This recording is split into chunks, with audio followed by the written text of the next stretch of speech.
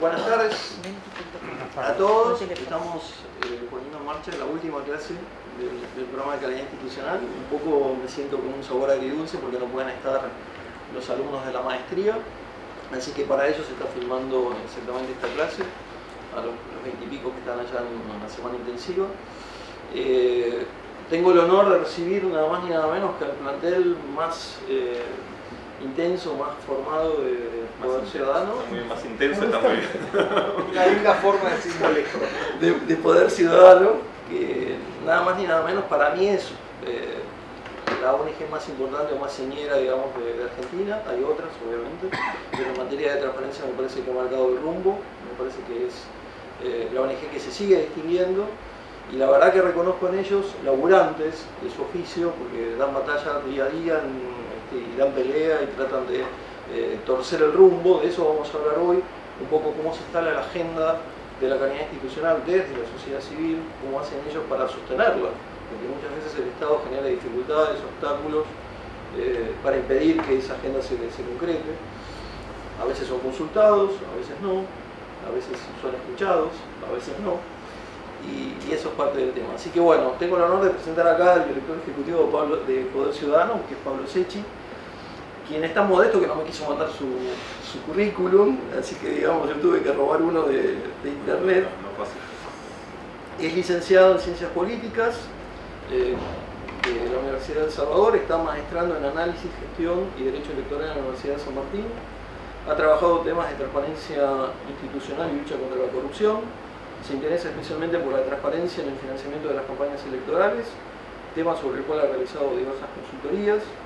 Es director ejecutivo, como dije, de la Fundación Poder Ciudadano, que es además el capítulo argentino de Transparencia Internacional, y es un buen discípulo de Delia Ferreira Rubio, que lo ha elegido, lo ha apoyado, digamos, y allí tenemos también lo voy a leer porque para no equivocarme, a Germán Emanuele, que es nada más y menos que el director de Transparencia y Lucha contra la Corrupción, digamos, de la Fundación. Así que tenemos el honor no de tener a uno, sino de tener a un equipo completo de Poder Ciudadano en esta última clase. Así intenso. Intenso. Bueno, gracias. Marcelo es amigo, con lo cual todo lo que dijo no le hagan demasiado caso. Ahí ya pueden entrar a menti.com y poner ese código 381240 y si nos pueden ayudar a poner 4 palabras que asocien con las ONGs o con la sociedad civil para ir... 381240. Y pongan 4 palabras que asocien ustedes con sociedad civil o con ONGs, Marcelo también, para ver de qué estamos hablando un poco. Sé que tuvieron varias clases, entre ellas la de Delia, como bien decía Marcelo, que es un poco nuestra alma mater y nos acompaña hace muchos años en Poder Ciudadano, ahora como presidenta de Transparencia Internacional, con lo cual posiblemente muchos temas que nosotros podamos tocar, ella ya los haya tocado, seguramente mucho mejor que nosotros, con lo cual lo único que vamos a hacer es intentar reforzar un poquito algunos conceptos, pero lo principal que queremos trabajar hoy con ustedes es un poco qué hacemos desde la sociedad civil, para qué sirve la sociedad civil, hasta dónde se puede meter la sociedad civil y un poco cómo es el intercambio con los diferentes gobiernos. Lo que queremos hacer también es más que una clase, porque cuando Marcelo me dijo que tenía 4 horas para dar una clase, creo que no puedo contarles toda mi vida en 4 horas. No sabría qué decir a los 25 minutos. Pero sí saber un poco de dónde vienen ustedes para tener un poco la idea más o menos cuál es la formación y a qué se dedican. Si me quieren contar rápido, mientras van cargando las palabras. Bueno, yo soy Rafael Luna, de Santiago del Estero, abogado, y trabajo en el Senado de la Nación. Ahora el senador es Pompeo.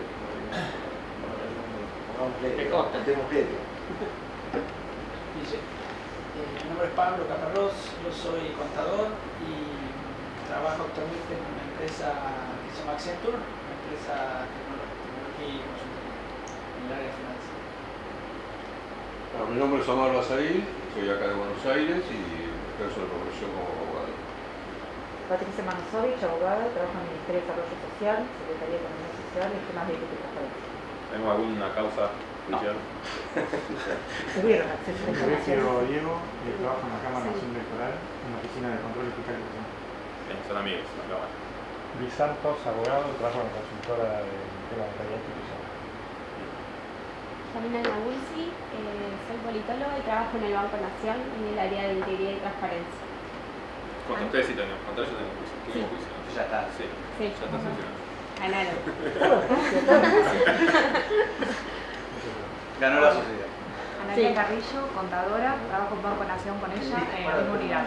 Buenísimo. Buenísimo. Sí, tuvimos el caso de Banco Nación está bueno, después Gerard por ahí lo puede contar, era acceso a información sobre unos impuestos de tasa de migración, ¿no? Que lo que preguntamos nosotros era a dónde iba esa plata, básicamente. Gerard después lo puede contar. Y con desarrollo social, no fuimos nosotros el que tuvimos la causa, desarrollo social fue la causa CIPEC. Fue posiblemente la causa más importante de acceso a la información que salió favorable para sociedad civil. La llevó adelante una persona que estaba en Poder Ciudadano antes. Pero fueron dos casos muy importantes de los pocos fallos de la Corte Suprema en materia de acceso a la información pública. Bueno, a ver, ¿qué salió de esto? ¿Todos pudieron cargar? Vamos a ver si esto funciona, porque después nunca funciona. Ahí está. Bien.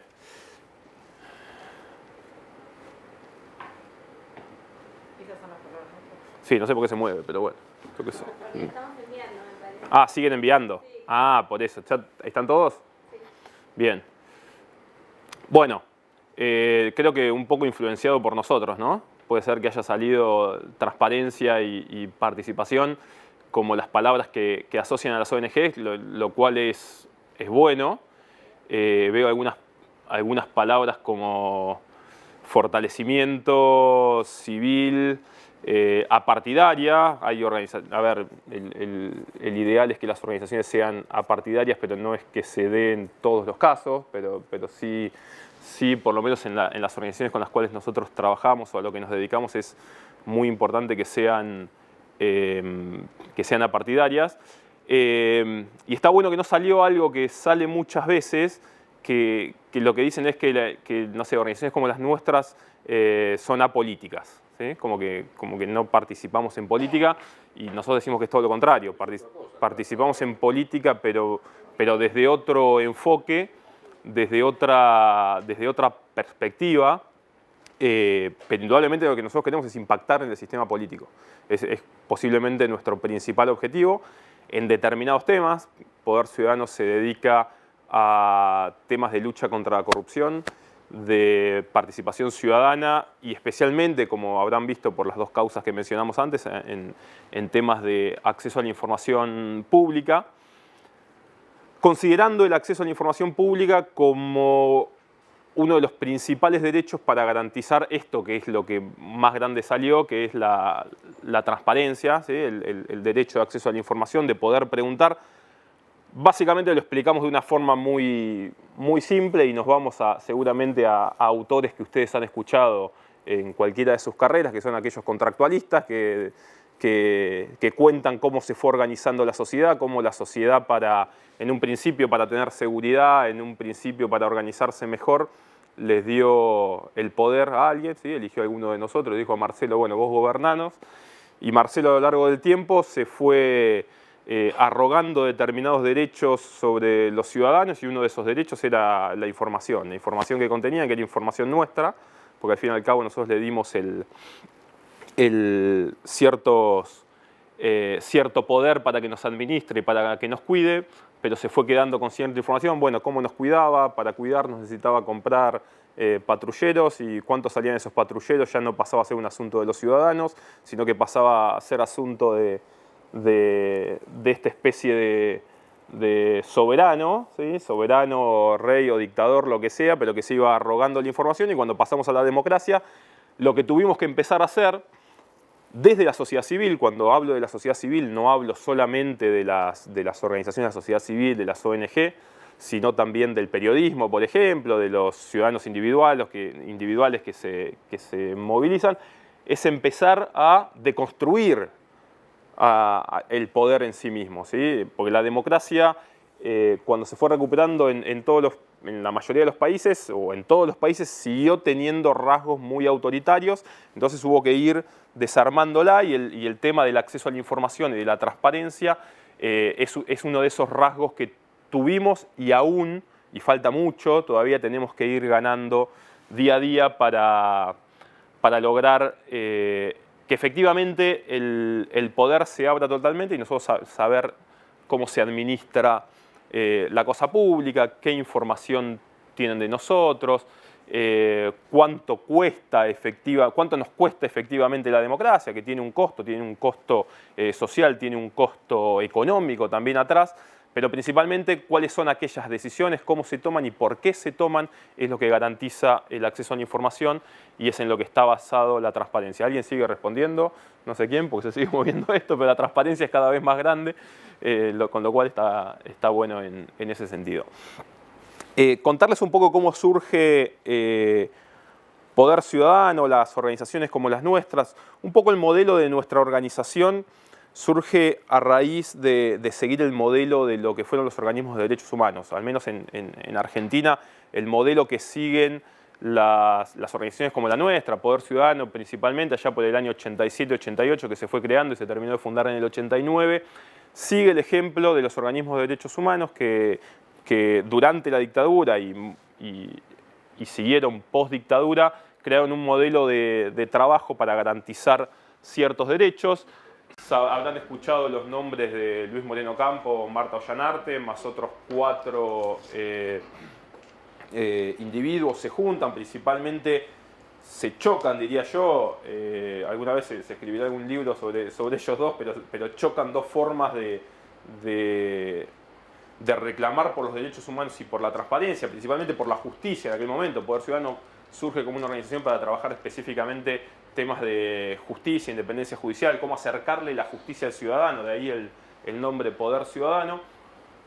Con la impronta de Luis Moreno Campos, que venía de ser fiscal, o fiscal no es exactamente, era fiscal adjunto del juicio a las juntas, y de Marta Ollanarte, que venía de un caso principalmente del secuestro y asesinato del marido, con problemas básicamente con la policía involucrada en esto. Entonces era una ciudadana que reclamaba justicia y un ciudadano que venía del sector judicial, se unen junto con otras personas para implementar una práctica que venía de las organizaciones de derechos humanos, pero más tirados para el lado de cómo acercarle soluciones a los ciudadanos, cómo acercarle ciertos temas de justicia a los ciudadanos, de acceso a la justicia, y una de las primeras cosas que hacen ellos es juntarse con ciudadanos que tenían problemas para visibilizar los problemas. Estamos hablando de otro mundo, estamos hablando de otra historia, estamos hablando del siglo pasado y en este caso, más allá de que el siglo haya empezado hace 18 años, estamos hablando de muchísimos años antes, cuando las tecnologías eran totalmente diferentes, cuando los medios se movían en otro sentido y cuando no existían prácticas como, no sé, puede ser el piquete, que vos te pones en la 9 de julio, cortás la calle y a los 2 minutos se enteró todo el mundo por las redes sociales, por internet, etc. Eran momentos de juntarse con los ciudadanos, de explicarles cómo hacer para que la ciudadanía conozca efectivamente, que la ciudadanía pueda exponer los problemas que tenían y poder incidir sobre la clase política. Básicamente a eso nos dedicamos nosotros. Nosotros nos dedicamos hoy ya en el siglo XXI a intentar exponer ciertos problemas, o sea, la organización se fue transformando, fue pasando de trabajar solo temas de justicia a trabajar temas que tienen que ver con la participación ciudadana, después empezar a trabajar un poquito en temas de transparencia, ya mediados entre el año 2000 y 2007 diría, ya se empieza a transformar en una organización que trabaja mucho temas de transparencia y últimamente con esta nueva generación de intensos empezamos a trabajar temas de lucha contra la corrupción un poquito más duros, con algunas causas judiciales que son súper interesantes, que Germán seguramente después les pueda contar. Y en este estadio lo que estamos logrando muy especialmente es, por ejemplo, poder ser querellantes en causas de corrupción. Entonces, Hoy ya a la sociedad civil se le da un reconocimiento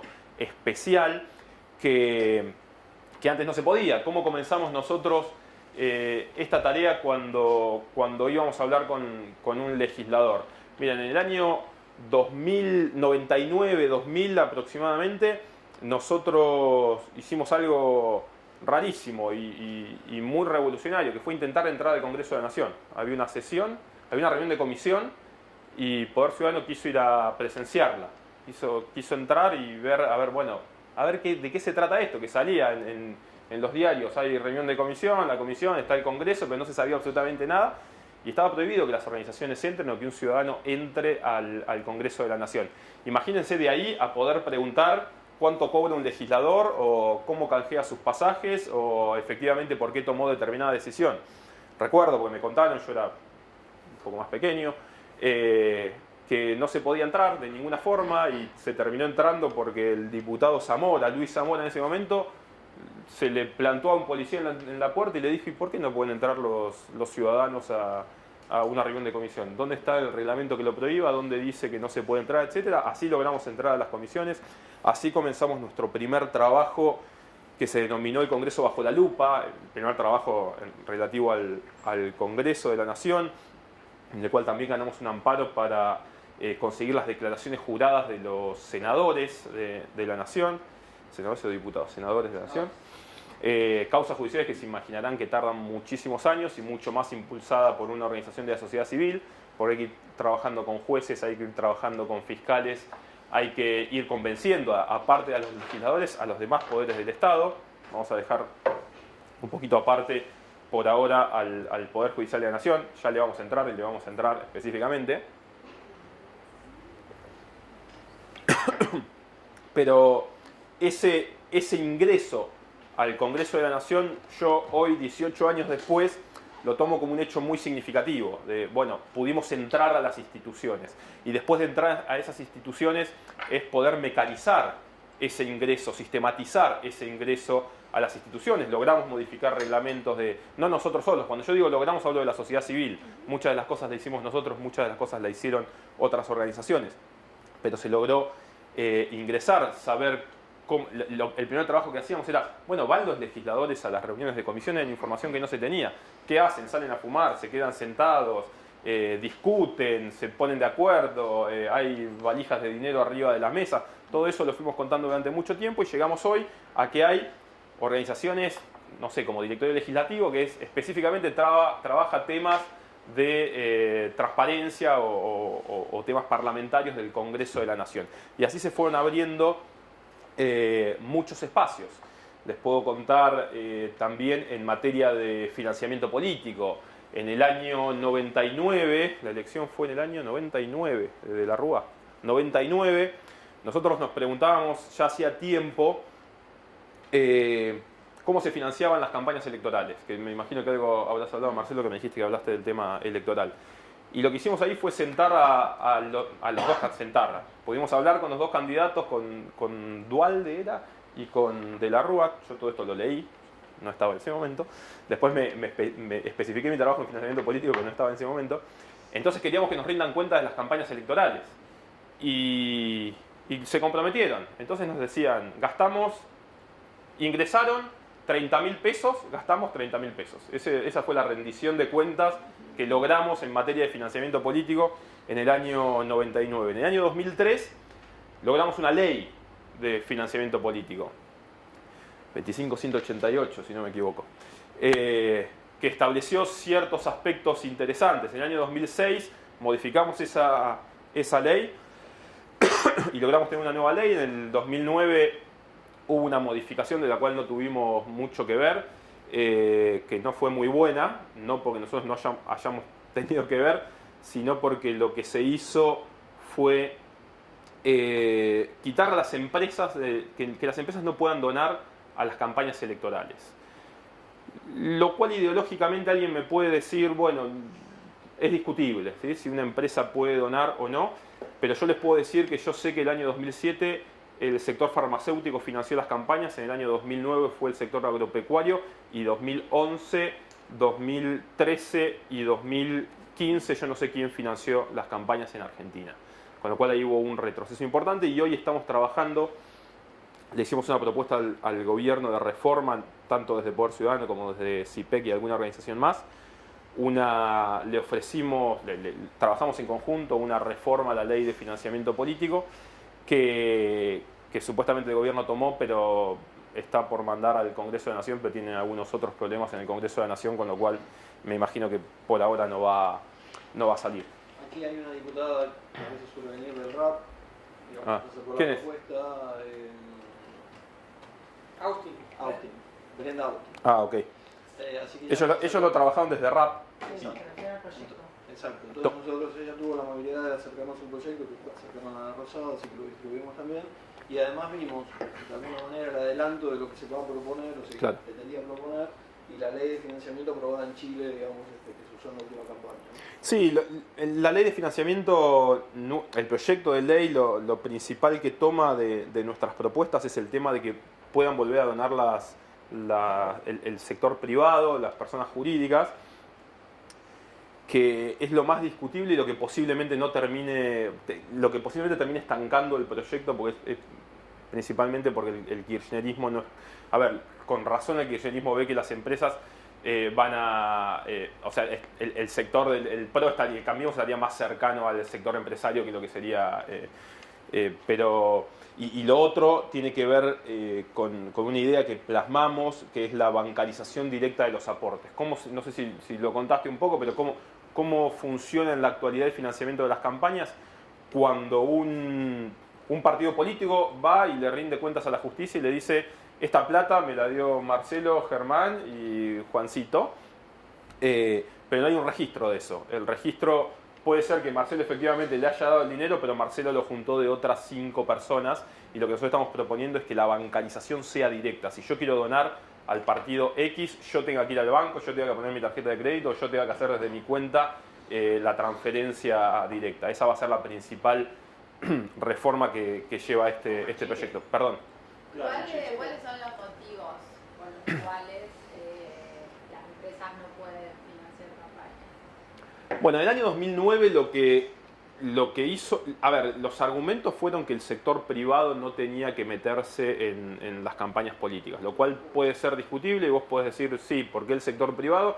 Y otro desde el sector privado te puede decir, mirá, yo pago impuestos igual que todos los demás y quiero apoyar una determinada campaña.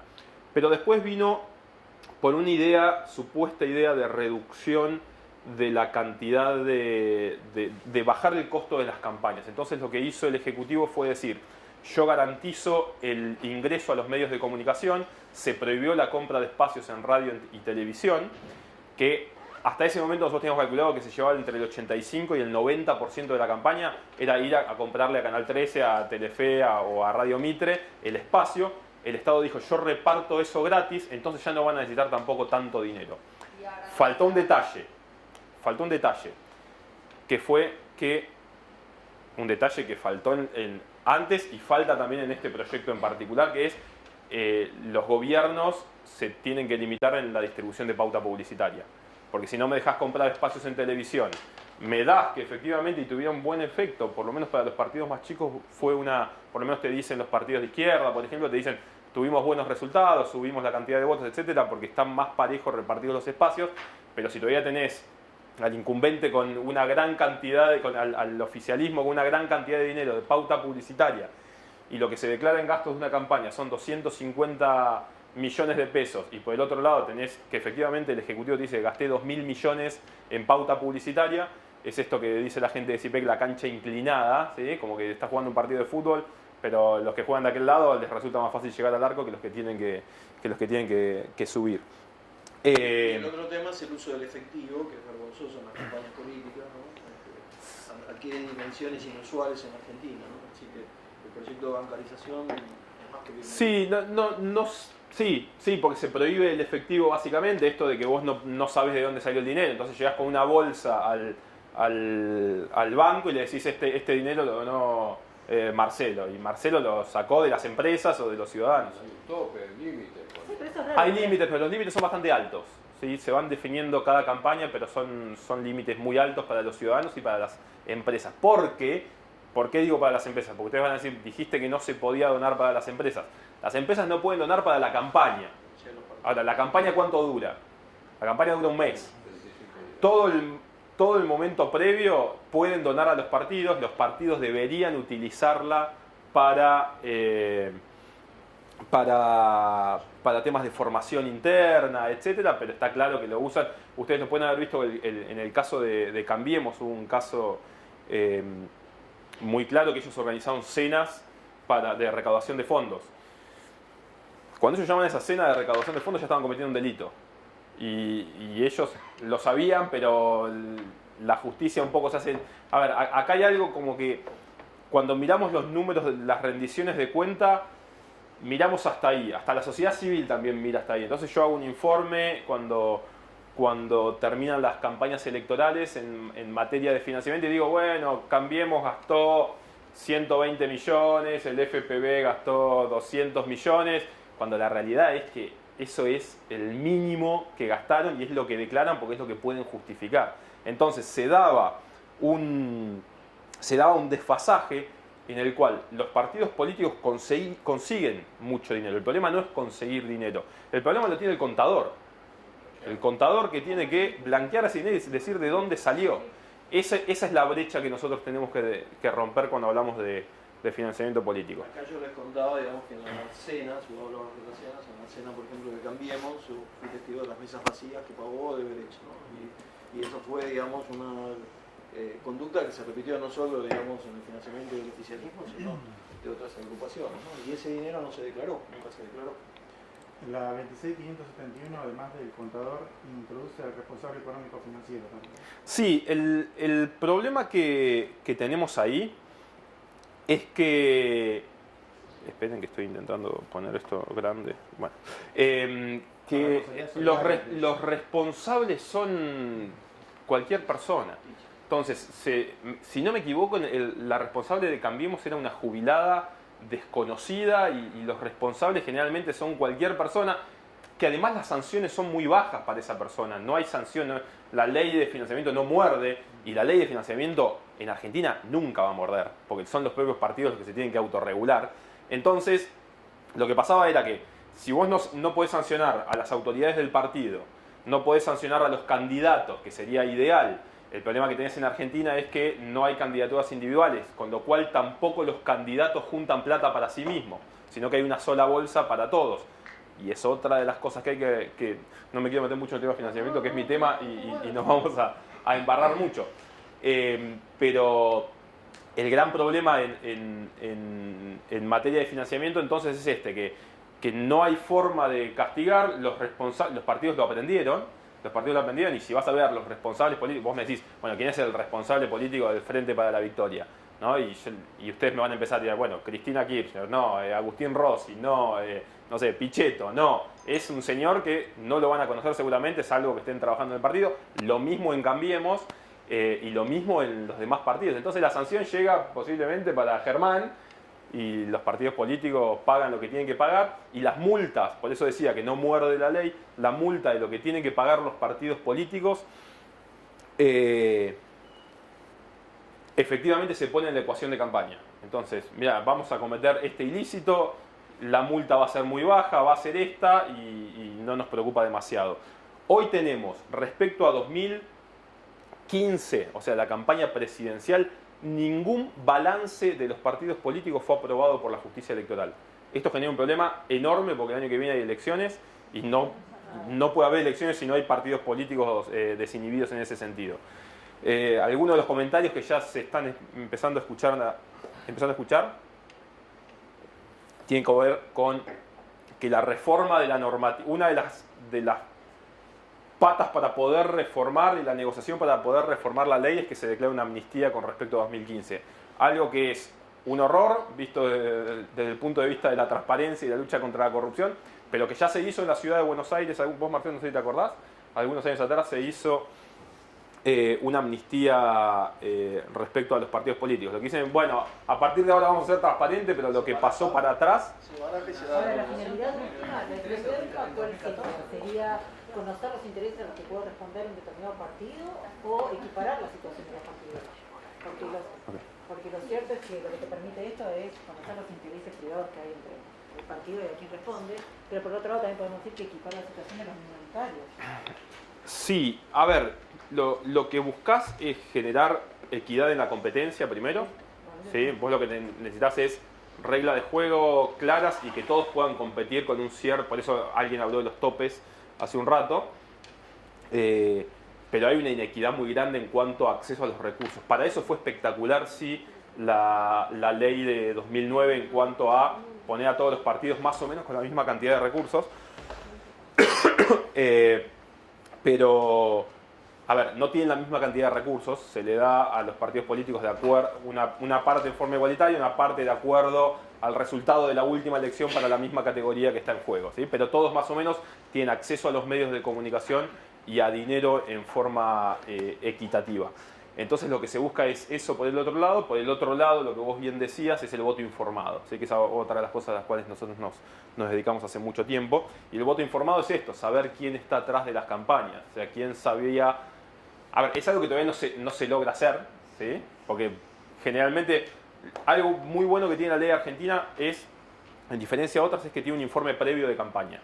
Entonces vos 10 días antes los partidos políticos tienen que informar cuánto están gastando en las campañas electorales y 90 días después de las elecciones te tienen que dar el informe final. El problema es que el informe previo dicen que todavía no gastaron nada, con lo cual no llegás a generar demasiado voto informado y tampoco le interesa, la verdad lo que no se ha logrado principalmente es que el ciudadano tome conciencia de lo importante que es el financiamiento de las campañas electorales.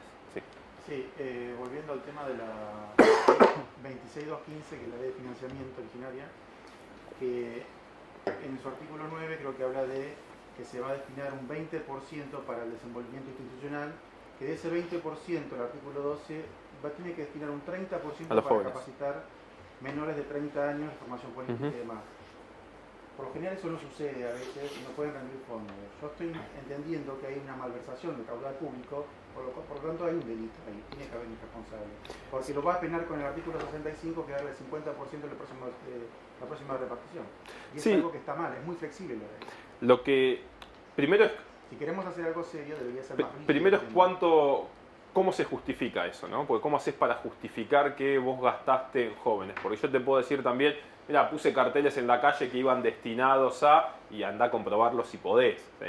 El problema que tenemos, que es el problema... Sí, pero la factura te puede decir, sí, hiciste 200 carteles. Ahora, cuando está probado que lo ha destinado a otro. Sí. O sea, ya ahí automáticamente no se pueden recusar los fondos. El entrecruce es una malversación. Ahí ya configura un delito. Pero la ley los lleva al artículo 65, bueno, te voy a sancionar te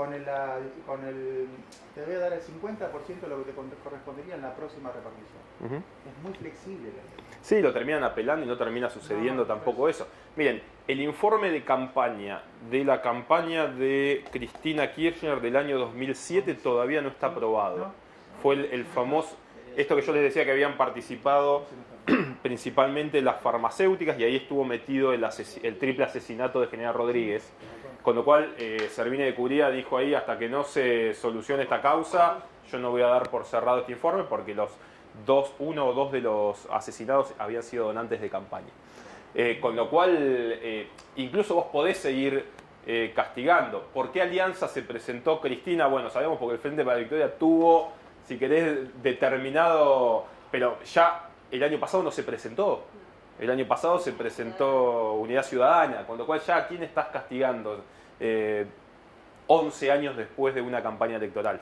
Por eso lo que hay que ajustar muchísimas cosas en materia de financiamiento político. Creo que nos metimos en financiamiento político de cabeza y es un lugar que tengo miedo de no poder salir. Tenemos lo que decía la 26531 que modifica la ley de financiamiento, tampoco habla de que la persona responsable económico-financiera que introduce esa figura tiene que ser una persona idónea, no dice nada. Por eso. Sí, era lo que contaba antes, que básicamente lo que sucede es que, y ni hablar del control que puede hacer la Cámara Electoral, con los pocos recursos que tienen los auditores de la Cámara. Imagínense que estamos hablando de millones y millones de pesos en 25 distritos electorales, porque es otro de los problemas que tenemos. Esto no es que tenemos un distrito electoral, sino que tenemos uno nacional, 24 distritos provinciales y hay 6 tipos en la Cámara Electoral que están viendo las cuentitas a ver si les cierran a los partidos políticos y no saben lo que está pasando a 15 cuadras y están pegando carteles y están repartiendo chapas o lo que sea. Con lo cual es un tema muy complejo, pero para nosotros el tema del financiamiento político es base, porque es la base de muchísimos casos de corrupción en Argentina. Tenemos, Lo cómico que la ley se si pueden ir entrando a la otra encuesta, tienen que poner un código nuevo. Sí. Lo cómico que la ley se llamó de transparencia, equidad. Transparencia, equidad y reforma de la democracia. Volví a decir porque vino gente... Tienen que entrar en sus celulares. ¿Quiénes son nuevos? En sus celulares entrar a la página menti.com y cuando les pida el código, poner ese código 797151.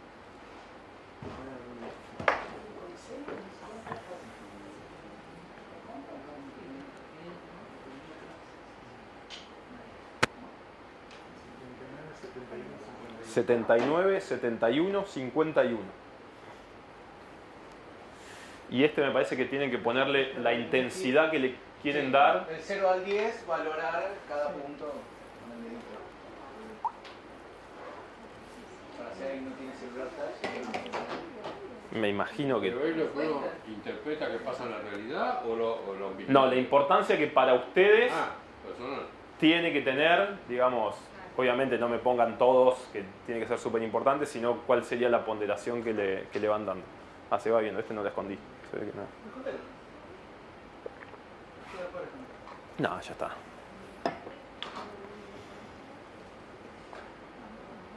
Tengo que votar uno solo igual hasta ahora, así que... O todos votando lo mismo. No, tengo uno solo ahí abajo.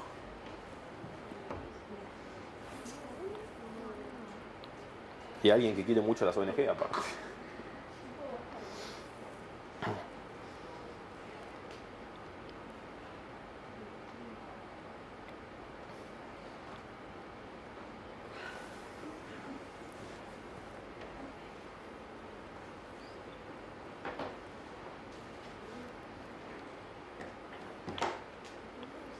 Me faltan unos cuantos, ¿no? 2, 3, 4, 5, 6.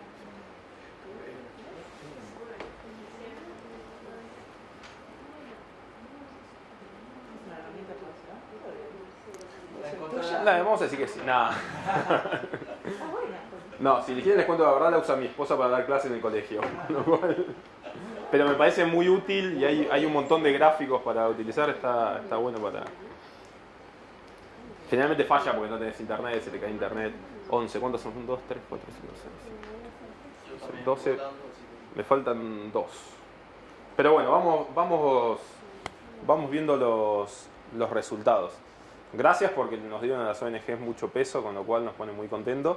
Pero un poco es mostrarles cómo para nosotros funciona el sistema de control y el sistema de transparencia para fortalecer a las instituciones.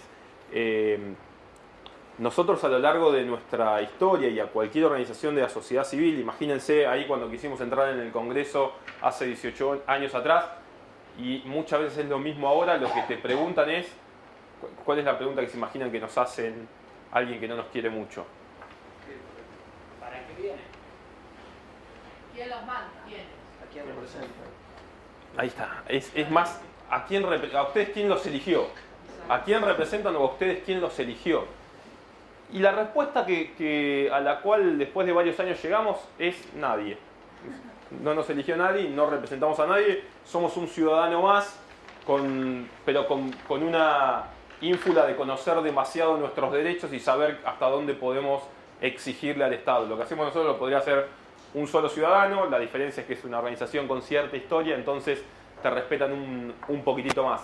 Pero esa pregunta sigue existiendo mucho y es una pregunta que descoloca mucho al poder. No nos vamos a victimizar porque no somos una organización que haya sufrido muchas amenazas, pero muchas veces la respuesta que nos dan, media amenazantes, es vos no sabés con quién te estás metiendo, o vos no sabés quién soy yo, no sabés lo que te puedo hacer. Y un poco nuestra respuesta es, mirá, la verdad que mucho no nos podés hacer porque no tenemos mucho tampoco para algo que me mates, más que eso no, y por suerte no estamos en un país que eso pueda suceder.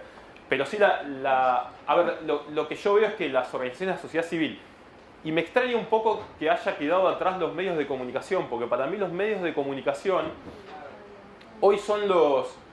Si se ponen a pensar las causas judiciales en materia de corrupción en Argentina, los que impulsan las causas judiciales son los medios de comunicación. Los que descubren las causas judiciales más importantes son los medios de comunicación. Quizás alguien de la justicia se me va a poder enojar un poco, pero cuando vas a los casos en particular, desde ahí se les da... Después podemos discutir a los medios. ¿Qué interés tiene el medio atrás? ¿Por qué lo hace? Etcétera. Y es una discusión totalmente válida que en muchos casos comparto. Sí, pero si hablamos del fortalecimiento de las instituciones, yo no diría que, a ver, independientemente de lo que pase, no diría que el poder está en los medios de comunicación. O sea, la verdad que preferiría hablar en los organismos gubernamentales de control, o la justicia, o el mismo gobierno, o sea, cumple esa función y para el fortalecimiento de las instituciones. Sí. O sea, es un actor importante, no cabe duda, pero cuando hablamos de ¿cuál sería fortalecimiento, el hecho objetivo creería que no es. Es un punto de quiebre, me parece, respecto a los medios de comunicación.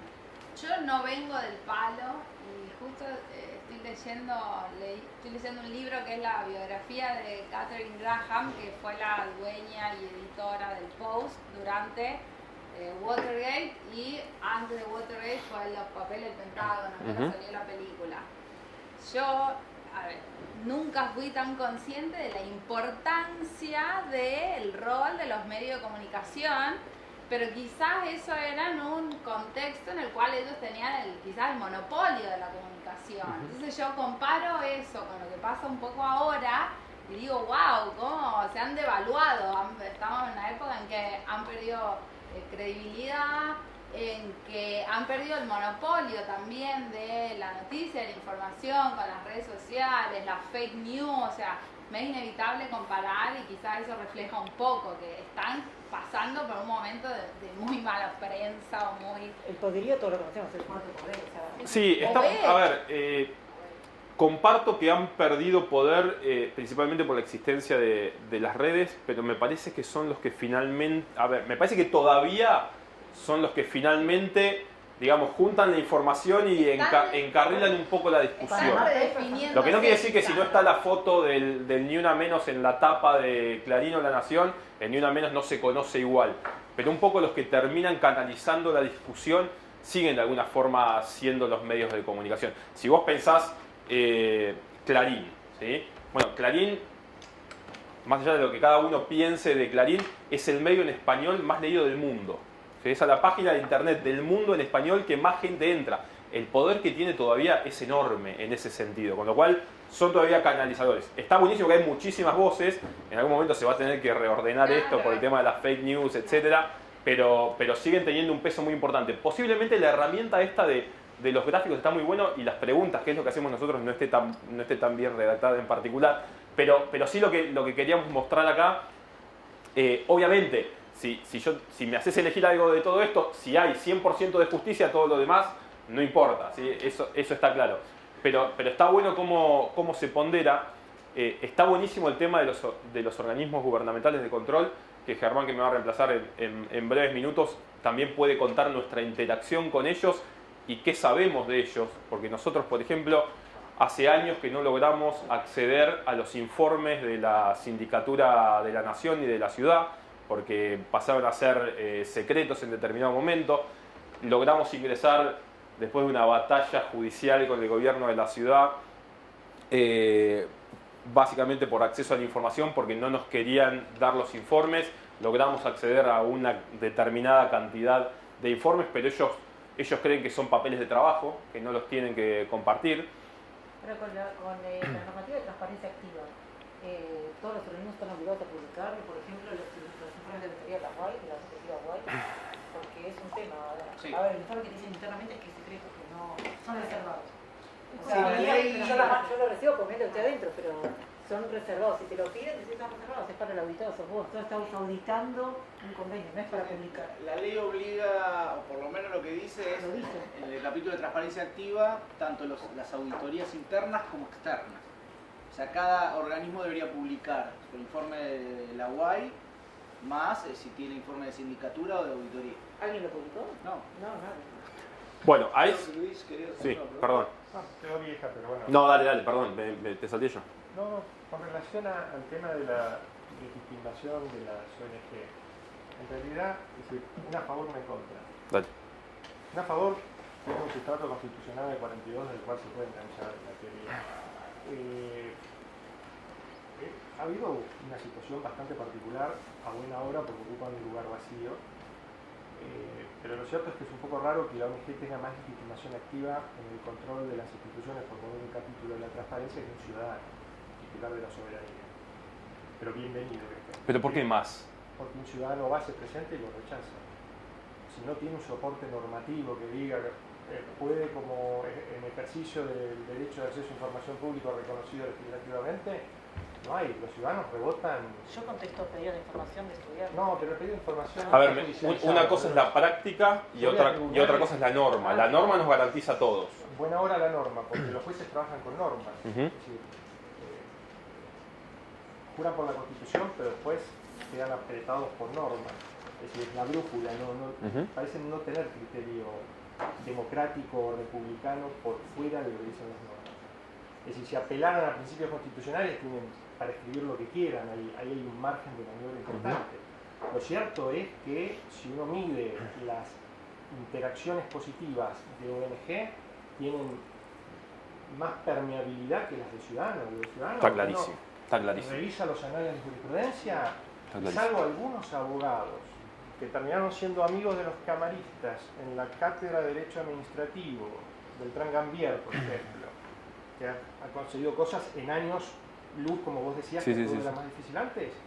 Pero buena hora que las personas que ocupan ese lugar. Lo que quería decir a favor es que en realidad nos falta una teoría de la calidad institucional.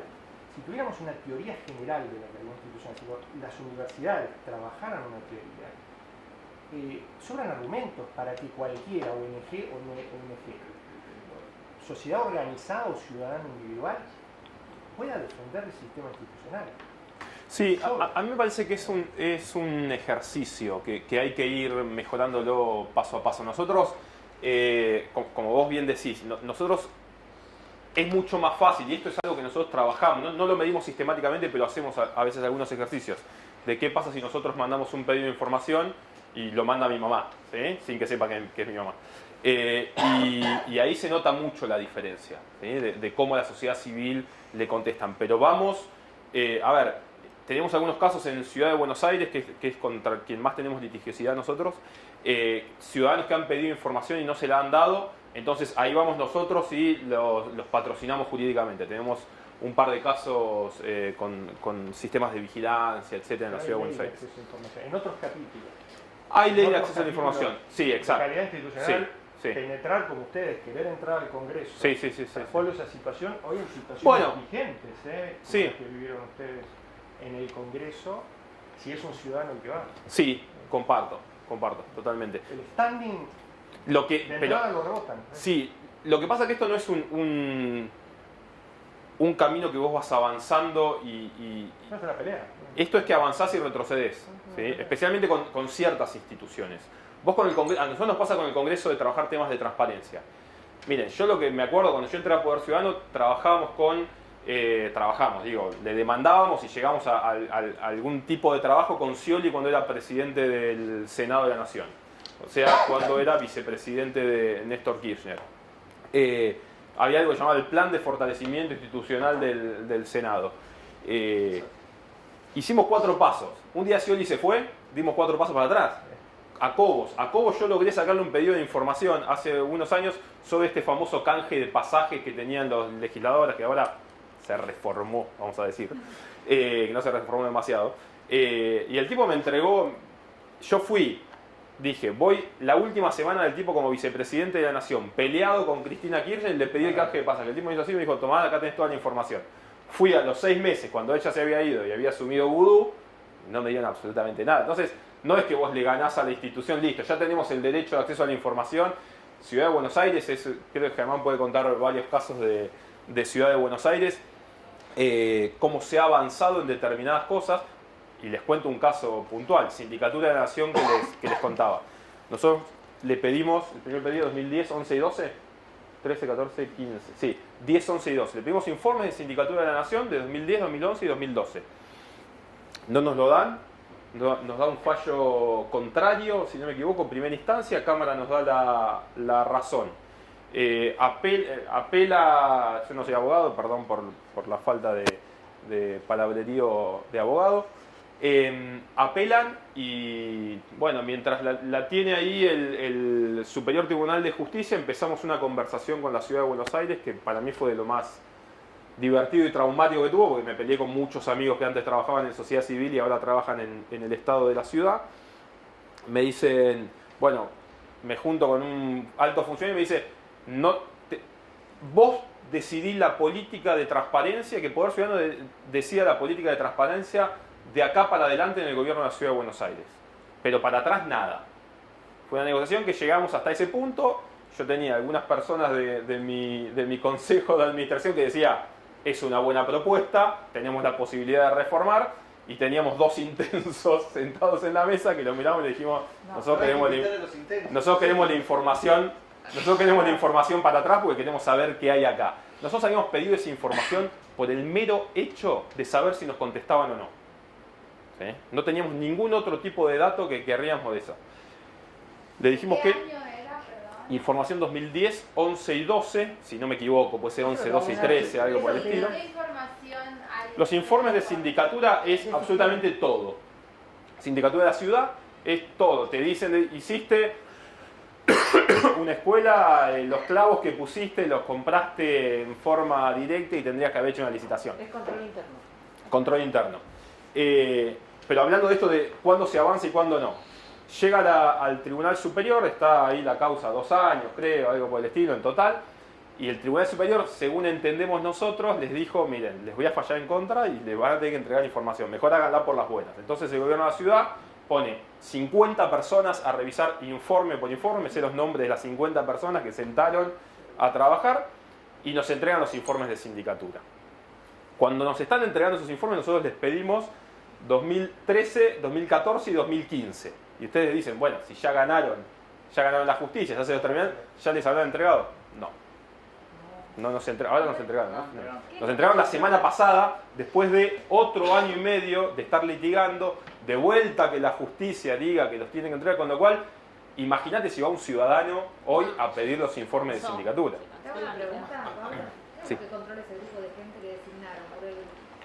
Son empleados públicos que van desde maestranza no creo, pero más o menos hasta subsecretarios que se ponen a leer a ver si había alguna información que no nos tenían que dar. Pero se ponen a leer a ver qué hay. Y se encuentran algo que hay, claro. Bueno, hay algunos datos que podrían tachar, de acuerdo a la ley de accesos, datos sensibles, por ejemplo, algo por el estilo, pero bueno, supuestamente no tacharon nada. Ahora, ¿cómo me entregaron esa información a mí?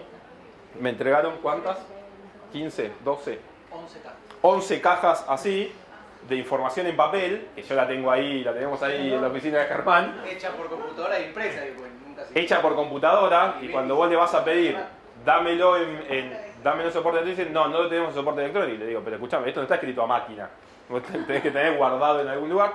El segundo pedido de información, le cambiamos una partecita, después, que tenemos la información en soporte magnético.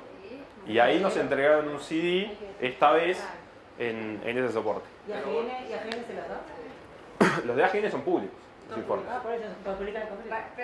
Pero ahí tenés otra cosa. El que mira al Ejecutivo en ese caso es el Congreso. Y está en la presidencia de la oposición. Con lo cual sí, te publica todos los informes. Pero volviendo un poco a lo que decía Luis, es un juego de presión desde la ciudadanía que reclama publicidad y transparencia y de resistencia de aquellos que tienen la información y la opacidad. Ahora, en ese juego de presión y de resistencia, el que tiene el poder y la información mide cuán capacidad de presión tiene el que lo está pidiendo. Y la verdad que el ciudadano común, comparado con una ONG, no tiene capacidad de juego de resistencia, porque si te niegan la información tenés que tener la capacidad de apelar, de reclamar, de llegar hasta la corte, de tener el bagaje jurídico. Entonces, hay un desnivel. La ley nos iguala a todos, pero la verdad que a la hora de la práctica es mucho más impactante o importante que esté la sociedad civil, digamos, en equipo, armada y presionando, más allá de que los ciudadanos deberíamos todos, y ese va a ser parte del trabajo que van a tener que hacer, pedir información de manera individual. Me llama la atención que no esté ahí en la lista del ciudadano.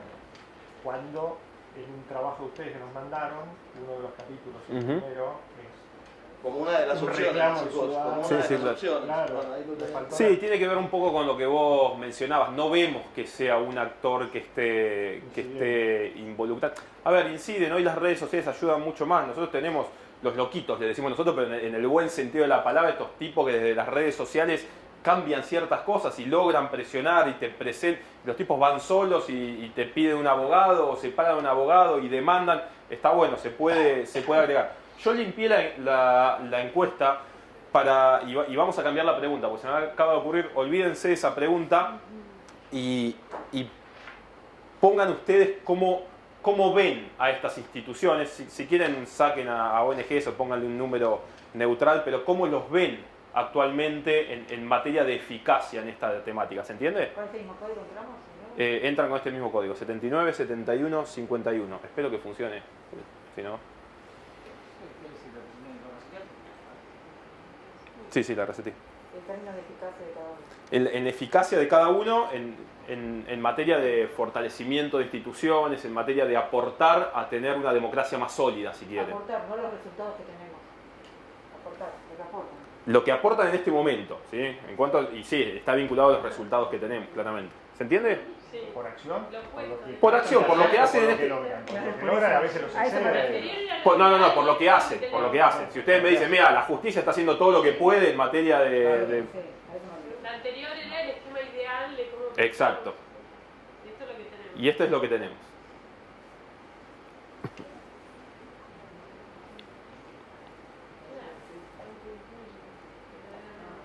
Esto de probar las cosas en vivo es como tirarse al vacío.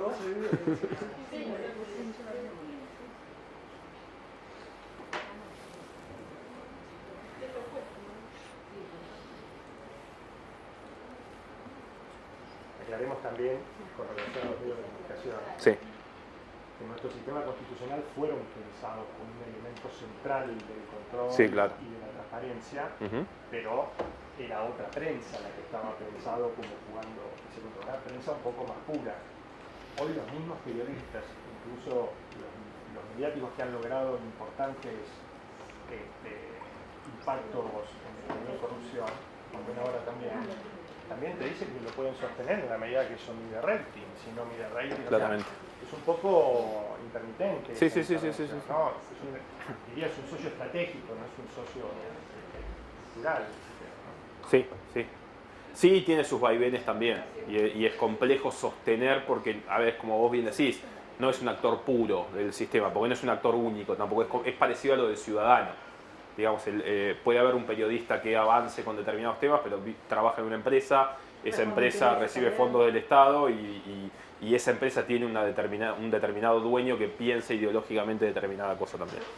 ¿Y eso solo lo ves en los medios de comunicación? No, señalé medio Porque para mí también, por ejemplo, es otra justicia. Hoy la justicia no es igual que cuando uno la pensó en la teoría. La Argentina es otra de la que se pensaba. Es decir, el sistema lo sufre hoy Estados Unidos. Es decir, hay que repensar el sistema. Pasaron 200 años. Siguen fundándose el sistema institucional en Locke, en Rousseau, en actores fantásticos de nuestra historia del pensamiento político, pero no existía internet en esa época, los partidos políticos tenían otra dinámica, la realidad económica era otro, la sociedad industrial era la vigente, hoy es la digital, la sociedad del conocimiento. Es decir, me parece que hay que repensar los roles, por eso creo que estamos con estructuras viejas, enquilosadas, totalmente atrapadas. Es un sistema trabado. Es decir, además de instituciones débiles, ¿no? Porque pero ni siquiera, digamos, son modernos, son débiles. A ver, enquilosado todo está. por ahí la pregunta es, ¿a quién le es funcional ese sistema? Porque a alguien le es funcional. A alguien le gusta ese sistema para que siga funcionando y siga existiendo. Bueno, distingamos los que lo sufren, porque volvemos a la incidencia. Muchos ciudadanos quieren participar y cambiar las cosas, incluso ciudadanos estratégicos, qué sé yo. Hablemos de corrupción médica, para salir un poquito de lo público y tradicional. Un segundo salgo de esto. Yo conozco médicos que quieren hacer algo por la corrupción médica. Y el margen de maniobra, incluso de próceres de la medicina, Es bastante chico. Es uno de los temas que más nos consultan a nosotros. La arranqué ahora Y el que menos, posiblemente el que menos respuesta podamos dar, para hacer una autocrítica nuestra. Hemos intentado trabajar con el sector farmacéutico. La semana pasada recibimos una denuncia de un caso de corrupción en el sistema médico de un pueblo. O sea, ni siquiera te estoy hablando de las grandes farmacéuticas, sino de un pueblo como va un tipo con una tarjeta de OSDE y el tipo le dice, no, me tenés que pagar un copago de 200 pesos. Y el tipo le dice, no, pero yo tengo OSDE y pago. Y el tipo le dice, no me importa. Y te tenés que ir al pueblo de al lado porque si no, no te atiende nadie. Pero sí, es así. Me parece que me parece que tampoco todavía tenemos tan claro a dónde estamos. Me parece que el mundo cambió. Me parece que hoy hay muchas más opiniones, muchas más voces, pero es difícil poder encauzarlo. Y hay que ganarle a lo anterior. Una vez estaba en una reunión, estábamos con un proyecto que teníamos en Salta y nos juntamos con Urtubey y nos decía que a él Romero, él trabajaba con el gobernador Romero antes, después se volvieron enemigos íntimos, pero Romero le decía, a mí me encanta lo de la juventud, que la juventud participe, que la juventud se haga cargo de la política de la provincia, que haya un gobernador joven, pero primero que me gane. ¿Sí? Y me parece que pasa un poco por ahí el tema de adecuar. Bueno, hay que romper lo anterior. Si no rompes lo anterior, que le es funcional a alguien. El sistema de ocultamiento de información en la justicia, para dejar descansar un poquito al Congreso, que ya le pegamos bastante, pero la justicia que nos da como el peor de todos, y esto no son ustedes, esto sale en absolutamente todas las secciones. Si van a Latino Barómetro sale la justicia, y a Transparencia Internacional sale la justicia en el barómetro de TI, lo mismo. El sistema de secretismo que hay dentro de la justicia le es funcional al sistema. La justicia es la única que no presenta las declaraciones juradas cuando hay una ley que dice que tiene que presentar las declaraciones juradas. ¿Había alguien de la justicia acá o estabas vos? Pero sos de la Cámara. Yo la Cámara la dejo como un poco más al margen porque siempre funciona bien. pero el tema de ganancias en la justicia, el tema de hasta dónde el legislativo puede sacar una ley que la justicia no diga, mirá que vos no podés meterte en los asuntos porque es una intromisión del poder legislativo en otro. Yo creo que el gran desafío hoy de la Argentina está en la justicia y está en los organismos gubernamentales de control, que lo que sucedió durante muchísimos años es que se han desarticulado. Y acá ya viene una opinión, si quieren englobenla más, política mía, pero me parece que esa desarticulación de los organismos de control fue algo pensado y fue a propósito. Yo siempre cuento el caso lo cuento generalmente cuando viajo porque no conocen tanto el caso, ustedes lo conocen tanto como yo, pero el caso de ONCE es un caso típico de no escuchar a los organismos de control. Yo siempre digo, al informe, si ustedes leen el informe de trenes de la Auditoría General de la Nación, le faltaba decir el horario en el cual el tren iba a chocar. Estaba diciendo el informe, esto va a terminar siendo una masacre. Entonces, los organismos de control, en muchos casos, no funcionan por desinterés, en otros casos son desarticulados, en otros casos terminan siendo recipientes de empleados públicos porque todos quieren meter empleados por todos lados, y este partido y los organismos de control en muchos casos son eso, terminan metiendo gente de las negociaciones con la oposición, etcétera, y no terminan cumpliendo con el objetivo que deben cumplir. Ahora, una pregunta, sí. ¿Es ético que los empleados de un organismo de control pertenezcan al poder de turno? ¿De qué organismo de control? Gubernamentales de control. A ver, no. Sí, podemos ir caso por caso. A ver, el caso del AGN es claro en relación a que le das el poder a la oposición, digamos, al presidente. El presidente del AGN es el presidente de la oposición, con lo cual la estructura, más allá de que los demás auditores son de acuerdo a la representación proporcional, lo mejor en ese caso, y en todos los demás, ahora te voy a ir uno por uno, lo mejor es que haya primero un staff fijo, ¿sí? Profesionalizado, que haga su trabajo, etc. Eso es algo que no existe en la Argentina y lo sabemos y lo sufrimos las ONGs. Cuando ganó Cambiemos, que se llevó la sorpresa de ganar nación, ciudad y provincia, las ONG nos quedamos sin gente, directamente. Nos vinieron y nos arrasaron así, nosotros fuimos de los que menos sufrimos en ese caso. Si vas a la Oficina Anticorrupción, yo a la Oficina Anticorrupción tengo críticas desde la fundación de la Oficina Anticorrupción. Para mí no sirve cómo está estructurada, más allá de Laura Alonso o de quien esté. Antes tampoco funcionaba. El problema que tiene Laura es que es más conocida y era diputada y se hace notar mucho, pero ¿cómo se llama? Vitovelo, que trabajaba antes, era exactamente lo mismo.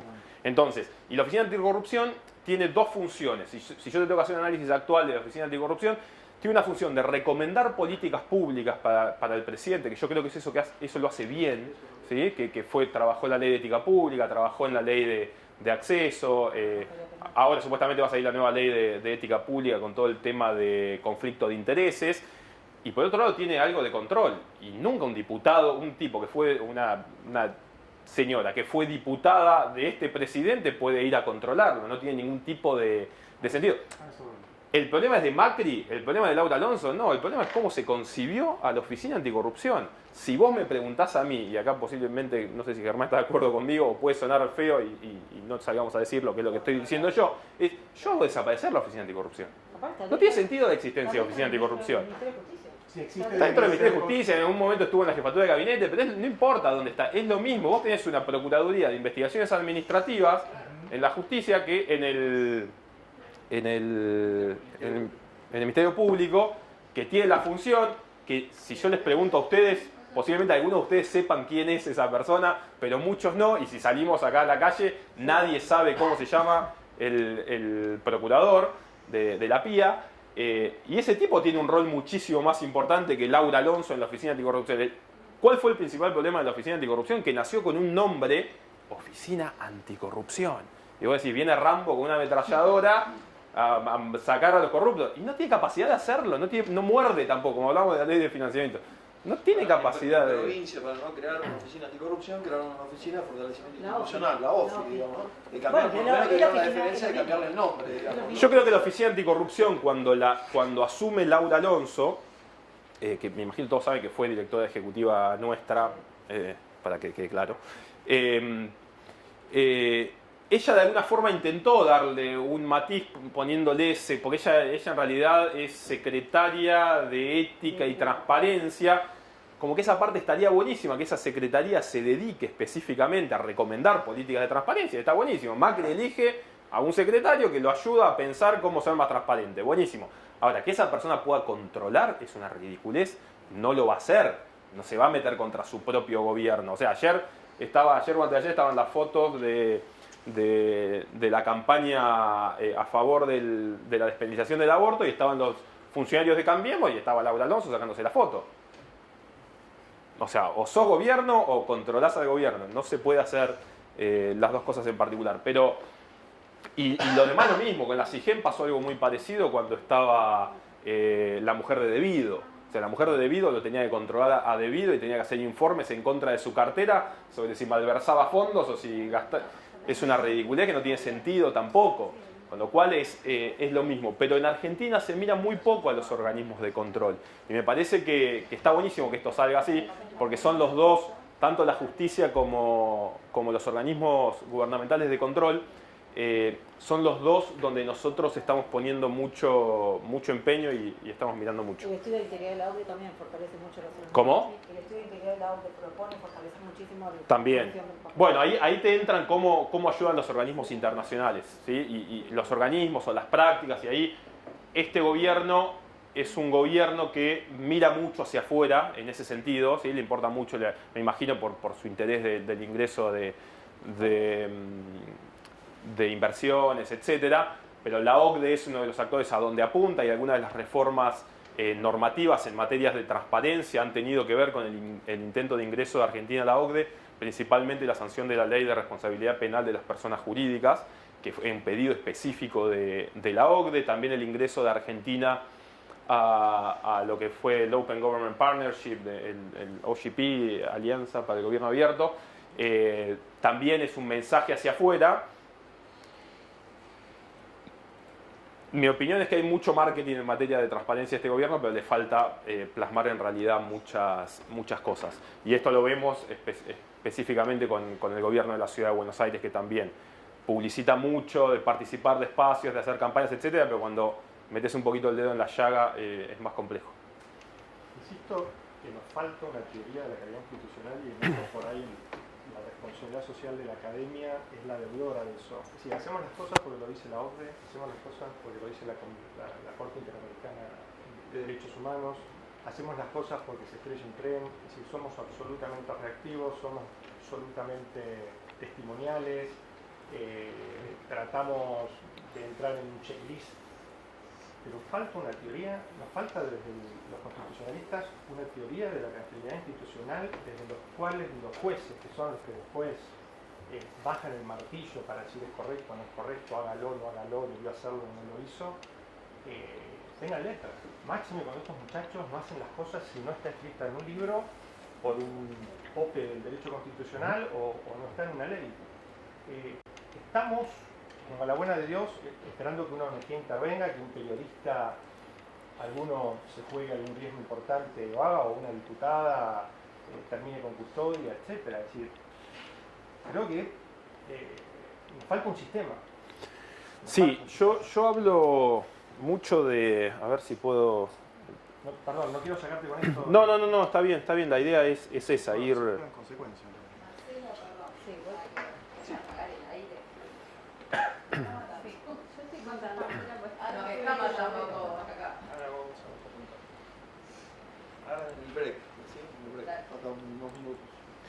Mirá, esta es un poco una... No es una teoría, es algo que escribimos el año pasado en nuestro informe anual, porque lo que nosotros vemos de la corrupción o de estas falencias institucionales es que hay un engranaje de corrupción. Cuando uno piensa en la corrupción en nuestro país o en Latinoamérica, cuando vos analizás el caso Lavallato o casos por el estilo, el IBM, etc., vos lo que ves es que no es un caso de corrupción en el cual un funcionario cobró una coima y... Entonces ahí Transparencia Internacional empezó a teorizar, seguramente Delia se los contó, en lo que es la gran corrupción. ¿Sí? Lo que son la pequeña corrupción, que es la que vemos a diario, de pagar para una habilitación, pagarle a un policía para que nos deje pasar o para que tengan un documento más rápido, o que te saquen algo de la aduana, y lo que es la gran corrupción en materia de que, bueno, implica grandes autoridades con mucho poder, grandes sumas de dinero y principalmente un gran mecanismo de corrupción. Les recomiendo que vean o Mecanismo en Netflix, que explica espectacular cómo funciona la corrupción, cómo funcionó el engranaje de corrupción.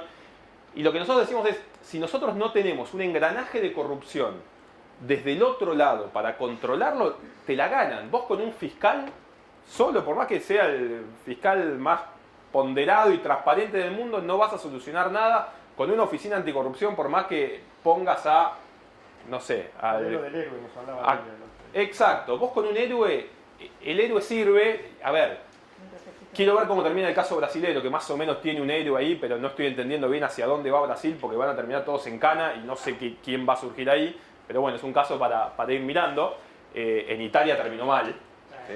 En Italia terminó mal, pero esto es que si vamos a hablar con la Oficina Anticorrupción y saquemos a la Oficina Anticorrupción de ahora o dejémosla, no importa, y le preguntás qué piensa de la Procuraduría de Investigaciones, no, la Procuraduría es una que no sirve para nada y en realidad nosotros tenemos que hablar con la Procuración y la Procuración te dice, no, la Oficina Anticorrupción tiene que desaparecer. Hablas con la AGN y es exactamente lo mismo. No hay un engranaje. Cuando nosotros empezamos a trabajar el año pasado, de Federici era, de la UIF. Entonces hablamos de la UIF. Bueno, la UIF, ¿cómo se relaciona? La Oficina Anticorrupción le pide información a la UIF le aporta a la Auditoría General de la Nación. Hay engranajes en las cuales las unidades de lavado de dinero se relacionan con no sé, con las comisiones del Congreso de la Nación, hasta que no creamos un engranaje contra la corrupción y no esperemos que la solución nos la dé la Oficina Anticorrupción, que tiene un nombre espectacular, pero lo que puede hacer es muy poco, la verdad que no hay solución. O el fiscal X. Por eso, y el fiscal era lo que hablábamos del héroe. El fiscal no tiene posibilidades hasta que le llega una recusación y chao, y el juez llegó hasta ahí. Yo tengo una pregunta chiquita. El fiscal, perdón. Vos tuviste muchas luchas, me imagino. Varias. Bueno, Yo también cuando lo conocí le pregunté lo mismo. tengo 25, imagínate. A los dos. Y obviamente de esa lucha, muchas batallas y las más perdidas que ganadas. La pregunta mía es la siguiente. Cuando vos volvés a tu casa con todas las derrotas ahí en la espalda, ¿qué crees que te hace falta, te hablo de lo personal, para ganar esas batallas? Si dependiera de vos solo. Es que la respuesta es esa, no depende de uno solo. Nosotros somos, Si dependiera pero de nosotros vos, somos una organización de la sociedad civil que es una, digamos, de Por un eso te gran... digo. Entonces yo lo que puedo hacer es presentarle una demanda al gobierno de la ciudad y he perdido, acabamos de perder, me lo acabo de comunicar, que perdimos contra el gobierno de la ciudad en algo que es totalmente injusto. Bien, perfecto. ¿Sí? Yo creo que si yo estuviera en tu lugar y a mí me hicieran esa pregunta, yo creo que yo necesitaría el acompañamiento de la ciudadanía en la calle. Yo soy Sí. un convencido de que si la ciudadanía sale a la calle y se manifiesta en silencio, tranquila, al otro día... La ciudadanía forma parte del sistema también. Bueno, pero... ¿Sí? Entonces hoy especialmente en Argentina vos tenés una sociedad fragmentada, ¿sí? La famosa grieta. Nosotros nos discutimos mucho con la gente de Transparencia Internacional porque vemos en República Dominicana hay un fenómeno que se llama el fenómeno de las marchas verdes. Búsquenlo después, es interesantísimo. Creo que son todos los domingos, o no sé si un domingo por mes, sale la gente a la calle vestida de verde a manifestar y son columnas y columnas de gente en contra de la corrupción.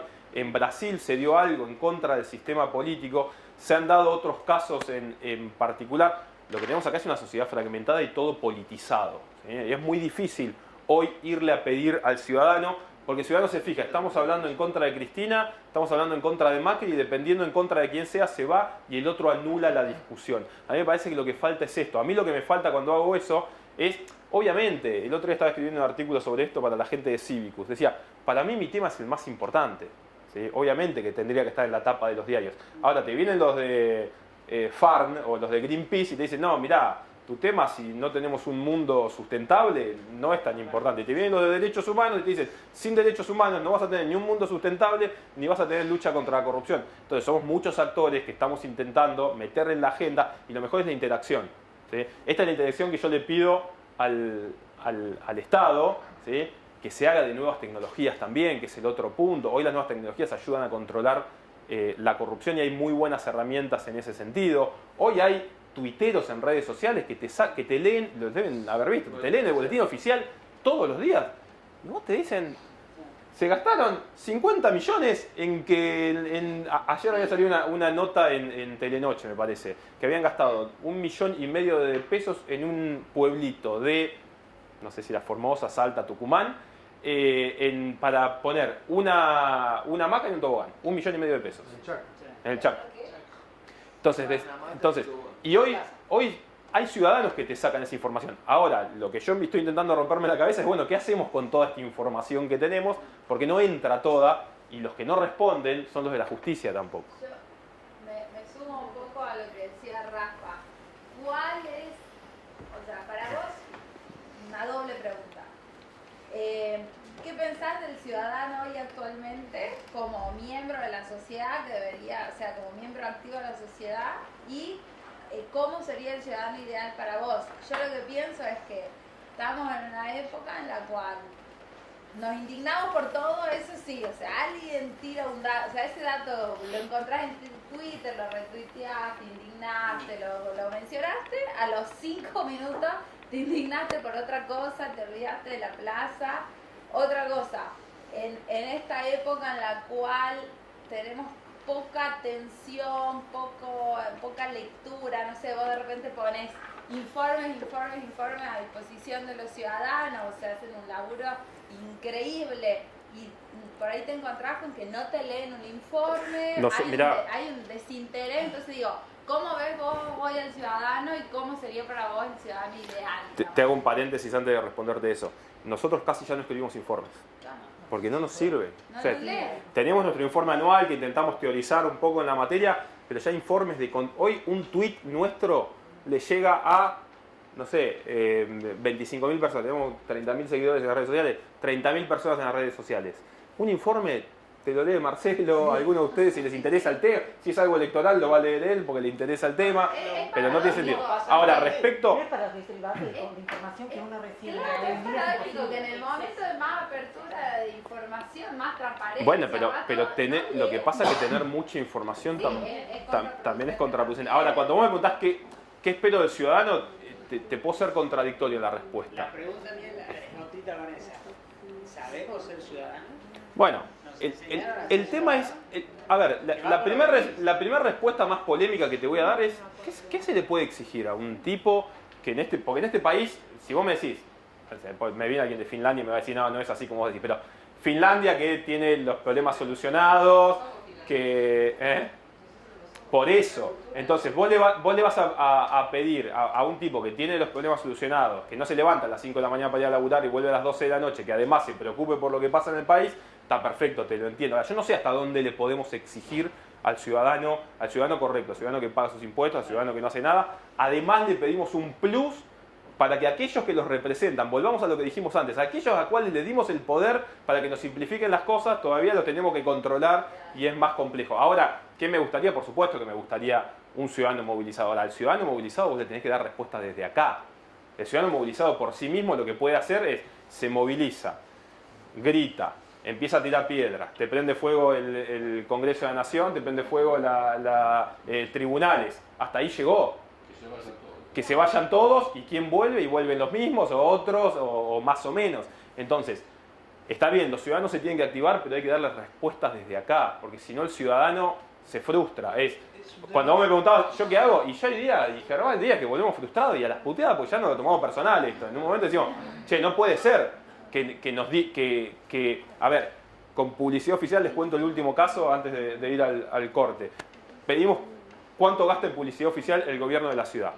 Lo publican en internet, dice, le dimos 40.000 pesos al diario Mongo Aurelio y nada más, al principio nos decían eso, ¿no?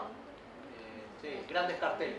No, ni siquiera decía nada. ¿Sí? Y decía diario, o sea, gráfica. Gráfica, tal diario, tanta plata. Entonces dijimos, buenísimo, a ver, decime ahora, ¿quién está atrás de ese diario? O sea, ¿qué es? ¿Qué es Diario Clarín? Diario Clarín no existe. Si vos vas a fijarte en la FIP, Diario Clarín no existe. Se llama AGEA o no sé, no me acuerdo cómo se llama. Entonces, Diario Clarín es el más conocido. Yo sabía de quién estaba hablando. Pero te ponen www.elproductor.com. Bueno, ¿quién es? Entonces, no nos daban esa información. Le mintieron a la justicia durante 1 año y medio. Diciendo, no, ya se la dimos. Decían, ¿la íbamos a buscar? No está, señor juez, no está. Hasta que un día Germán viene y me dice, vamos a cambiar la estrategia. Vamos a denunciarlo penalmente al tipo. Entonces no le metimos una denuncia penal, sino que le pedimos que el juez mande a la justicia penal el caso. A los 2 minutos nos vienen con un CD, acá está la información, nos dice. ¿Estaba la información? Ni siquiera. Nos pusieron, porque era del año 2016. 2015-2016. Nos pusieron hasta abril la información. Entonces, de enero a abril. Y todo el resto, y el juez decidió, no, la causa, muchachos, ya está cerrada, ya les entregó la información. No tenemos la información todavía. Y después, cuando otro de los pedidos que le hicimos es que nos digan qué es lo que se estaba pagando. ¿Sí? Entonces, decís, ok, pagaste 3 millones de pesos a Bichiti Comunicación y lograron darnos la información. Carteles en vía pública. ¿Cuántos? ¿De qué tamaño? ¿Dónde los pusiste? Esa es la batalla que tenés cotidianamente cuando vos trabajás por temas de transparencia. El de enfrente no te quiere dar la información. Y vos la tenés que sacar con una sopapa. Y la verdad que es muy difícil y es muy frustrante. Cuando llegamos a casa a la noche, decimos, bueno, mañana volvemos y nos enojamos porque ya te lo terminás tomando casi a modo personal, ¿no? Estoy convencido que con la participación ciudadana lo logran, pero eso no tengo duda. Seguro. A mí me impactó. Sí, pero es un tema, como dice acá Pablo, de diseño institucional. Hay que rediseñar muchas de estas conexiones que no están hechas Hay mucha información en el Estado que no está articulada, no se intercruzan bases de datos. Podemos hacer un ejercicio, si querés, o pueden hacer un ejercicio. Porque Bloomberg le habían matado al hijo en la calle. Y todos teníamos miedo. ¿Sí? Si querés de alguna forma, dibujarlo de alguna forma, todos teníamos miedo que nos maten a nuestros hijos o a nosotros en la calle. Ahora, explícame cómo hacemos para mover a la ciudadanía para que me entreguen la pauta publicitaria de la ciudad de Buenos Aires. Bueno, por eso te digo, y viene con la de Luis. Pero Pablo, educación observación. Desde el jardín, a Una ser observación. ciudadano. A ver si esto ayuda, porque yo a este debate me enfrenté varias veces. Yo creo, insisto, que esto, una teoría de la calidad institucional lo resuelve. Como subcapítulo la participación ciudadana. No se puede pedir que todos los ciudadanos participen, menos los que tienen necesidades básicas insatisfechas, etc. Pero hay un sector de la sociedad a la que sí se le puede reclamar un concepto que es responsabilidad institucional, social, ciudadana, etc. Identifica un segmento, personas que no tienen necesidades cubiertas, que quieren participar, porque hay mucha gente que quiere participar y no sabe cómo. Y después hay algo, que hay un concepto que se estudia en filosofía política que es un deber de gratitud. Que, por ejemplo, los egresados de universidades públicas, y voy a identificar un segmento particular, los abogados, que tienen el monopolio de acceso al poder, es decir, no necesitan a nadie para ir a enfrentar al poder a tribunales. No es que un ciudadano necesita conocer a un abogado de confianza y pagarle. No, el abogado per se puede ir, presentarse y está legitimado y tiene conocimiento técnico. Si es universidad pública, creo que algo le debe a la sociedad que le pagó toda su formación y él podría, una de sus funciones de la ley constitutiva de los regulatorios de los abogados es que son defensores y custodios de la Constitución, le hace la institucionalidad. Pero me parece que se puede ir focalizando por ahí. Y más que construir una ciudadanía activa en la calle, que a mí por un lado me enorgullece, pero por otro lado me da pena ver esa gente haciendo eso, yo buscaría trabajar el concepto de gerencia de la participación. Y entonces conectar estos ciudadanos calificados bajo un concepto de responsabilidad social, universidades, este curso se enrola, es fundacional este curso, lo que estamos viviendo acá, lo que está haciendo Marcelo, está creando masa crítica en un segmento de la sociedad, no es abierto a todo el público, está buscando, a todos los que están acá entiendo que están interesados, conmovidos por algo, buscar cómo canalizar esta inquietud en la lucha contra la transparencia, y Marcelo está ejerciendo un curso exitoso que ha hecho un abanico fantástico en 10 clases. Entonces, me parece que articulando universidades, abogacía pública, ONGs, y pensando en un concepto de la gerencia de la participación ciudadana, podemos sacar a la gente de la calle y empezar a articular un sistema institucional de participación ciudadana. Eso creo que tiene otro impacto. Y ahí me gusta hablar de la participación ciudadana, porque si no, a mí me han llegado a decir, bueno, che, ustedes nos piden a nosotros los ciudadanos, ustedes los abogados, o los fiscales, o los fulanos. Bueno, asumimos que tenemos un problema, que los que tienen que actuar no actúan, que entre la reserva. La pregunta es, ¿cuál es la reserva? Entonces, bueno, de los ciudadanos todos, inabarcable. Yo creo que está buenísimo. No me olvido que vivimos en una sociedad fragmentada y que todo se pone a discusión y que todos tenemos la verdad absoluta. Con lo cual, previo a eso hay que encontrar, bueno, qué puntos son los que se quieren trabajar. ¿Sí? Cuáles son las verdades absolutas en las cuales todos estamos de acuerdo, y me parece que ese es un trabajo previo muy difícil. Y yo pongo un ejemplo siempre de cuando fue la muerte de Nisman y a mí me llamaban por teléfono para hablar de otra cosa, y la típica pregunta era ¿qué pasó con Nisman? ¿Lo mataron y se suicidó? Y yo decía algo que a veces me sentía como único diciéndolo. Y decía, no sé. Y vos podés tener gente hoy en la calle reclamando porque Nisman se suicidó y porque Nisman lo mataron y nadie sabe qué pasó. Pero en este país todos sabemos todo y todos tenemos verdades absolutas. Entonces me parece que tenemos que lograr llegar a ciertos consensos básicos en cuanto a la transparencia.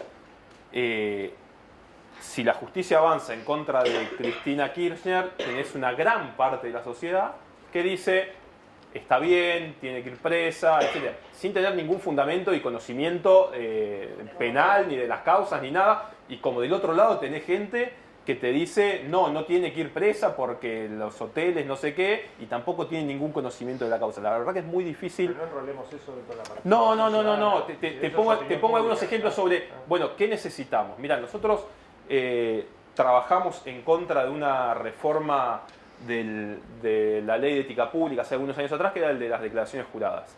Y peleamos contra el sistema porque lo que terminó ganando la reforma era, le sacaron información que había dentro de las declaraciones juradas que se podían conocer. ¿Sí? Esto fue un caso conocido, se emparentaron con las declaraciones que se presentan a la AFIP. Y había gente que justificaba eso. Entonces, antes de hacer eso que vos decís, tenemos que encontrar, bueno, qué es lo que queremos, qué es lo que hay que modificar.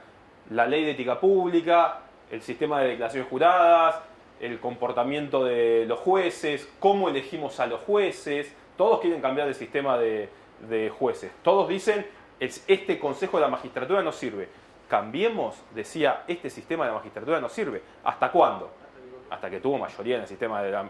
Y ya está, y ahora no se cambia más. Y lo mismo antes, digo cambiemos por no decir el kirchnerismo o por no decir el peronismo. Yo lo proponía para la lucha contra la corrupción, no para los grandes cambios institucionales que necesitas, sí, incidencia en los estamentos políticos. Yo digo, para la lucha contra la corrupción, flagelo institucional moderno de los sistemas políticos, o sea, no hay problema de ruptura institucional militar, invasión extranjera, reyes imperiales que te van a invadir, todo eso, Hobbes, Locke, Rousseau, etc. Hoy los problemas son otros, narcotráfico, trata de personas, o sea, ayúdeme, corrupción fundamentalmente. Me parece que todos conocen un caso de corrupción, que todos tienen una información sensible, que todos están indignados. Me parece, como capítulo sensible, que falta la gerencia de la participación ciudadana. Pero a la vez que gerencias a la ciudadanía, vos tenés que activar el Estado. Tenés que activar el Estado, porque digamos, mientras la corrupción tiene una capacidad tecnológica de mover dineros en fracciones de segundos, usar cibermonedas, nosotros no tenemos ni la capacidad de investigar 3 papers. O sea, o la sociedad civil está pidiendo hace 5 años. Salvo cuando los encerrás, Sí, cuando sí, los claro. encerrás a los... Yo creo que podemos hacer, si quieren ahora cortamos y después, bueno, Germán va a tomar la posta, pero podemos hacer un ejercicio a ver si entre ustedes se pueden poner de acuerdo en qué dos temas no solamente serían importantes, sino lograrían poner de acuerdo a la totalidad de la población. ¿Cortamos? En España, por ejemplo, hay cárceles cuando evaden al fisco. Aquí no hay cárceles intempestivas. Es más grave una pena evadir al fisco que prácticamente matar a una persona. Sí, claro. No, vos tenés las cárceles y tenés la ley. Lo que pasa acá es aplicar, por eso no pasa por quedar una teoría. No hay cárceles impositivas. Cárceles directamente de personas que corrompen con impositivos en España. Bueno, pero acá tenés. O sea, Los invito a que vayamos. En la cárcel y tenés la norma. Vayamos al break, disfrutamos un lindo café y